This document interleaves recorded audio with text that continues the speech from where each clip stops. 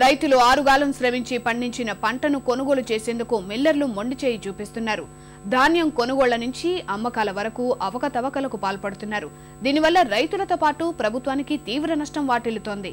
ఈ విధానాన్ని మార్చేందుకు తూర్పుగోదావరి జిల్లా యంత్రాంగం నడుం బిగించింది. అంతర్జాలం ద్వారా ధాన్య సేకరణకు సన్నాహాలు చేస్తోంది. రాష్ట్రంలోని అత్యధికంగా వరి పంట సాగు చేసే తూర్పుగోదావరి జిల్లాలో రైతులు ధాన్యం అమ్మకాల్లో నానా ఇక్కట్లు పడుతున్నారు. ఇక్కడి నుంచే దేశంలోని అన్ని ప్రాంతాలకు ఎగుమతులుంటాయి. వరి కొనుగోలు చేస్తున్న మిల్లర్లు ఇష్టానుసారంగా వ్యవహరించడం వల్ల అన్నదాతలు నష్టపోతున్నారు.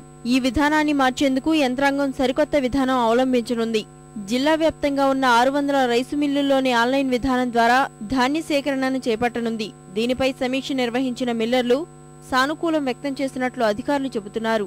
రైతుల నుంచి కొనుగోలు చేసినప్పుడు రైతు వౌచర్ అని ఒకటి ఉంది. ఆ వౌచర్ నుంచి మొదలుపెట్టి పర్మిట్లు కానీ ఎంఎస్పిలో దాకా చివరి దాకా వచ్చినట్టు పెట్టడం జరిగింది. ఆ పద్ధతి పెడితే మిల్లర్లు కూర్చొని ఈ ఎంఎస్పి ట్రాన్సాక్షన్స్ అన్నీ కూడా చేసుకోవచ్చు అనమాట. ఎక్కువ ఎఫిషియన్సీ బేసిస్లో ఈ ప్రొక్యూర్మెంట్ మేనేజ్మెంట్ సిస్టమ్ అనేది మన జిల్లాలో అమలు అవుతుంది. మన మిల్లర్స్ కూడా అందరూ కూడా ఇది సిస్టమ్ పెట్టాలని ఒప్పుకున్నారు. వాళ్ళు పెడుతున్నారు. మద్దతు ధర అనేది ప్రతి రైతుకు చేరుతుందా లేదా అనేది మానిటర్ చేయడానికి కూడా చాలా ఈజీ అయిపోతుంది ఈ సిస్టమ్ పెట్టినా కాబట్టి. ఈ విధానం ద్వారా మిల్లర్ల అనుమతులు, పునరుద్ధరణ, నివేదికలు ఆన్లైన్ పద్ధతిలో చేయాల్సి ఉంది. పౌర సరఫరాల శాఖ వద్దకు వచ్చే సమయం వృధా చేసుకోకుండా సేవలను సమీకృతం చేయనున్నారు. ధాన్యం కొనుగోలు, అమ్మకాలు భారత ఆహార సంస్థకు అనుసంధానం చేస్తారు.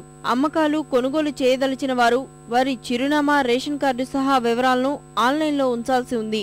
కొత్తగా ఏర్పాటు చేయనున్న విధానంపై మిల్లర్లలో భిన్నాభిప్రాయాలు వ్యక్తమవుతున్నాయి. ఈ రోజు పెట్టిన మీటింగ్ అంతా బాగానే ఉంది.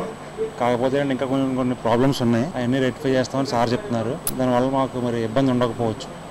కొంచెం వర్క్ కూడా స్పీడ్ కావచ్చు. ఎంఎస్పి అప్లై చేస్తుంటే పర్మిషన్ రావడానికి 24 hours పడుతుంది. ఈ అప్రూవల్ ఈఐ అవడానికి ఎంత టైం వస్తుందో ఏంటన్నది మనకి ఇంకా ఖచ్చితంగా అవగాహన రాలేదు. పెట్టిన పద్ధతి అయితే మంచిదే.